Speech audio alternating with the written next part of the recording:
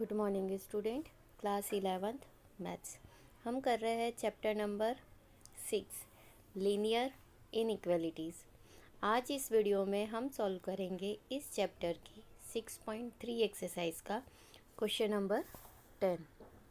Question number 10 है solve the inequalities by graphical representation. मतलब हमें इन इक्वेशंस को सॉल्व करना है ग्राफ के मेथड से, राइट।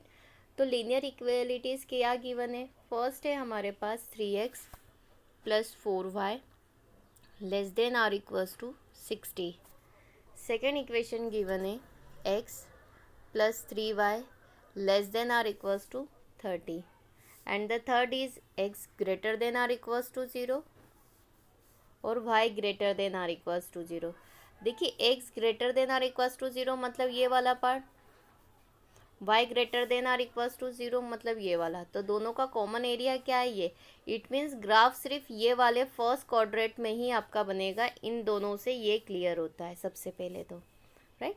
मीनिंग समझ में आया कि x greater than or equals to 0 मतलब x और y दोनों कैसे है, वो पॉजिटिव और 0 से बड़े। तो सिर्फ फर्स्ट ही क्वाड्रेंट ऐसा है जिसमें x और y दोनों क्या है, 0 से बड़े हैं और पॉजिटिव है।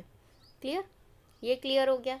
अब देखिए फर्स्ट इक्वेशन अगर हम लेते हैं तो देखिए हमें यहाँ पे मिनिमम कितने सॉल्यूशन चाहिए लाइन ड्रॉ करने के लिए? 2 हर इक्वेशन के। तो सबसे पहले हमने सॉल्यूशन स्टार्ट करा।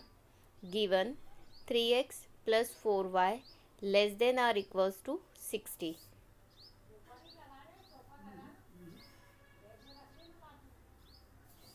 राइट, हमने बॉक्स बना लिए। अब हम क्या करेंगे? Putting the value of x equals to 0 and y equals to 0 in equations 1 by 1, मतलब एक एक करके रखेंगे। पहले एक बार x 0 रखेंगे, दूसरी बार में y को 0 रखेंगे, तब हमें क्या वैल्यूज़ मिलेगी? y equals to 15 and x equals to 20। कैसे? देखिए ये आपका x और ये y। इक्वेशन क्या है? 3x मतलब 3 इंटू 0, x को 0 रखा तो 4y इक्वल्स टू कितना आ गया? 60। तो y इक्वल्स टू कितना आ जाएगा? 60/4 मतलब 15। मतलब जब मैंने x को 0 रखा तो y कितना मिला? 15 मिला। ये हमारा क्या हो गया? फर्स्ट सॉल्यूशन हो गया फर्स्ट इक्वेशन का। मतलब जब मैंने 0 रखा तो y कितना मिला? 50। अब मैं किसको 0 रखूँगी? y को। तो देखिए 3x, y वाली टर्म क्या हो गई? 0 इक्वल्स टू 60। तो x इक्वल्स टू कितना हो जाएगा? 60/3। इट मीन्स कितना आ रहा है? 30। मतलब जब मैंने y को 0 रखा तो x की वैल्यू कितनी मिल गई मुझे? 20 मिल गई। मतलब जब मैंने x 0 रखा तो y 15 मिला और y 0 रखा तो x 20 मिला। ये मेरे लिए इस दो सॉल्यूशन से मैं क्या फाइंड करूँगी? स्ट्रेट लाइन, वो भी ग्राफ में एक इक्वेशन के लिए। अब मुझे ये देखना है कि ओरिजिन इस लाइन में बिलोंग करेगा कि नहीं। उसके लिए हम क्या करते हैं? हम 0 0 पुटअप कर देते हैं। देखिए checking if the origin lies in the required solution or 0,0। देखो x की प्लेस पे 0 रखा, 3 इंटू 0 0। y की प्लेस पे रखा तो 4 into 0 0 less than or equals to 0। इससे ये क्लियर होता है कि ये क्या है? 60 कैसा है? 0 से बड़ा। इट मीन्स यह 60 0 से बड़ा है। इससे क्या क्लियर होता है? This is true. मतलब ये कंडीशन क्या है हमारे लिए? ट्रू है। तो hence the origin would lie in the solution area of the lines graph. मतलब ओरिजिन क्या करेगा? इसमें बिलोंग करेगा। मतलब ओरिजिन को या तो टच करेगा या बिलोंग करेगा। क्लियर? अब उसके बाद हमारे पास सेकेंड इक्वेशन क्या गिवन है?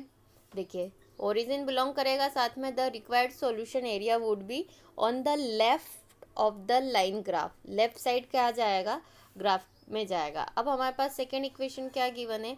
x plus 3y less than or equals to 30। मतलब अब मुझे इसके लिए भी कितने चाहिए? मिनिमम 2 सॉल्यूशन चाहिए, फर्स्ट और सेकेंड 2 सॉल्यूशन। तो हम क्या करेंगे? Putting the value of x equals to 0 and y equals to 0 in equation 1 by 1 we get value of y equals to 10 और x इक्वल्स टू 30।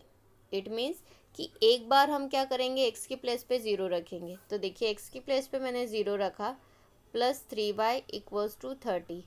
मतलब y इक्वल्स टू कितना हो गया 30/3। इट मीन्स कितना आ गया 10 आ गया। मतलब जब मैंने x की प्लेस पे 0 रखा तो y कितना मिला मुझे 10 मिला। एक सॉल्यूशन हो गया। अब मैं क्या रखूँगी y की प्लेस पे 0, तो देखिए x प्लस 3 इंटू वाई मतलब 0 इक्वल्स टू 30।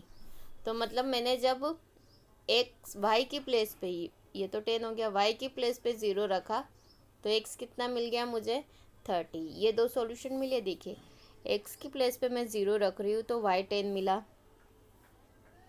y की प्लेस पे 0 रखा तो x कितना मिल गया 30। दो सॉल्यूशन हो गए। मतलब फाइनली मेरे पास दो इक्वेशन गिवन है और इक्वेशन के मुझे क्या फाइंड करना है, दो ग्राफ। अब ये तो हमारे पास इस इक्वेशन के दो सॉल्यूशन आ गए। अब चेक करना है ओरिजिन। ओरिजिन के लिए क्या करेंगे, the required points are 0,10 and 30,0। ये दो सॉल्यूशन हो गए इसके। Checking for the origin. अब हम क्या करेंगे, ओरिजिन को चेक करेंगे। देखिए एक्स की प्लेस पे 0 रखा, साथ में 3y, y की प्लेस पे भी क्या रखा 0, less than or equals to 30। इससे ये क्लियर होता है कि 30 कैसा है, 0 से बड़ा है। 30 कैसा है, 0 से बड़ा है, मतलब दिस इज ट्रू। ये कैसा है, बड़ा है, दिस इज ट्रू।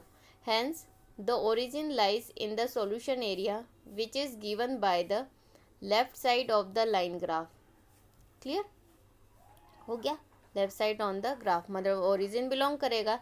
ये तो दो इक्वेशन के दो हो गए। अब बच्चे ये दो पार्ट, तो दो पार्ट के लिए हम क्या बोलेंगे, देखिए consider x greater than or equals to 0, y greater than or equals to 0.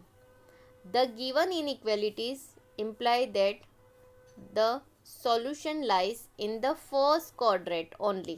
मैंने अभी बताया था यहाँ पे x की वैल्यू कैसी है, नेगेटिव, नहीं y की वैल्यू कैसी है, नेगेटिव, यहाँ पे y की वैल्यू नेगेटिव, हमें कैसी चाहिए, 0 से बड़ी, राइट। अब यहाँ पे वैल्यू कैसी है x की, नेगेटिव, लेकिन ये पार्ट ऐसा है जिसमें x भी कैसा है, पॉजिटिव, और y भी। इट मीन्स कि आपका जो भी ग्राफ प्लॉट होगा वो फर्स्ट क्वाड्रेंट में ही बिलोंग करेगा, क्योंकि दोनों ही कंडीशन दी है, राइट। तो यहाँ पे क्लियर बोला है उन्होंने कि इन दोनों केस के लिए आपका क्वाड्रेंट कौन सा रहेगा, ओनली फर्स्ट ही क्वाड्रेंट रहेगा। Hence the solution of the inequalities is given by the shaded region in the graph.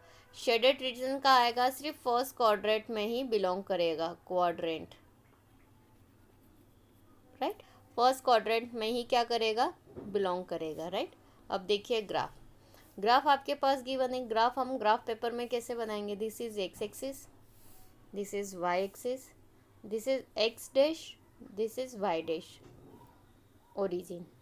अब यहाँ पे हम क्या करेंगे, 1 सेंटीमीटर के डिस्टेंस पे लेंगे, लेकिन हम देखेंगे कि हमारे सॉल्यूशन क्या है, 0, 15, 20, 10, 30। तो हम कितने कितने का डिफरेंस ले लेंगे, हर एक सेंटीमीटर पे 1 सेंटीमीटर इक्वल्स टू 5 का क्या ले लेंगे डिस्टेंस, मतलब 1 सेंटीमीटर में 5, 10, 15, 20, 25, 30 और 35। सेम एज इट इज़ यहाँ पे भी 5, 10, 15, 20, 25, 30। यहाँ इसमें तो प्लॉट होगा ही नहीं, फिर भी हम 5, -5, -10, -15, -5, -10, -15, मतलब 1 सेंटीमीटर की डिस्टेंस पे हमने क्या ले लिया, 5 का डिफरेंस। अब सबसे पहले फर्स्ट सॉल्यूशन मेरे पास कितना है, 0, 15 और 20, 0। अब इनको ग्राफ पे प्लॉट करना है, 0, 15, ये रहा 0 और 15, ये रहा फर्स्ट पॉइंट, 20, 0, 20,0, ये इन दोनों लाइन को मिलाते हुए मैंने क्या करा, एक लाइन ड्रॉ कर दी, राइट। ये लाइन ड्रॉ हो गई, क्लियर हो गया। अब लाइन ड्रॉ हो गई, सबसे पहले इस इक्वेशन का नाम लिख दिया 3x + 4y = 0। अब इसका मुझे शेडेड पार्ट देखना है, तो यहाँ तो दोनों ही इक्वेशन के लिए क्या है, शेडेड पार्ट है। अब अगर मैं इस तरफ जाऊँगी तो ओरिजिन आएगा, आ रहा है ना, इस तरफ जाऊँगी तो ओरिजिन नहीं आएगा, लेकिन मेरी कंडीशन क्या थी, ट्रू थी। इट मीन्स कि मेरा शेडेड पार्ट क्या होना चाहिए इधर, तो शेडेड पार्ट कहाँ आएगा, सिर्फ फर्स्ट क्वाड्रेंट में, ये और ये। यहाँ पे शेडेड पार्ट नहीं आएगा, मतलब शेडेड पार्ट केवल इतना आएगा, राइट। तो ये फर्स्ट लाइन के लिए आपका शेडेड पार्ट हो गया। Now the second line. अब हम सेकेंड लाइन के लिए देखेंगे कि शेडेड पार्ट क्या आ रहा है। तो सबसे पहले हम देखेंगे सॉल्यूशन। सेकंड के लिए हमारे पास है फर्स्ट सॉल्यूशन 0 10 और 30, 0 0 10 मतलब ये, 30 0 मतलब ये। इन दोनों सॉल्यूशन को मिलाते हुए मैंने क्या करा, एक लाइन ड्रॉ कर दी और यहाँ पे इस इक्वेशन का नाम लिख दिया x + 3y = 30। अब इसका भी मुझे क्या देखना है, shaded part. Shaded part second case में भी ये क्या था, ट्रू था, इट मीन्स ओरिजिन। तो अगर मैं इस तरफ जाती हूँ तो ओरिजिन डेफिनेटली बिलोंग करेगा, इस तरफ जाऊँगी तो ओरिजिन बिलोंग नहीं करेगा। पर मेरे इसमें कंडीशन ट्रू थी, इट मीन्स मुझे क्या चाहिए, शेडेड पार्ट। अब मैं यहाँ नहीं ले सकती हूँ, यहाँ नहीं ले सकती हूँ, यहाँ नहीं ले सकती हूँ, मतलब मेरा शेडेड पार्ट सिर्फ यहाँ आएगा इस लाइन को देखते हुए। तो आप ये बताइए कि इसमें कॉमन एरिया कौन सा हो गया। कॉमन एरिया सिर्फ इतना है, ये आपका हो गया शेडेड एरिया। इसको हम लिख सकते हैं शेडेड एरिया, मतलब कॉमन एरिया, राइट। तो ये था आपके पास लीनियर इनइक्वालिटीज़ का ग्राफिकल रिप्रेजेंटेशन। Thank you.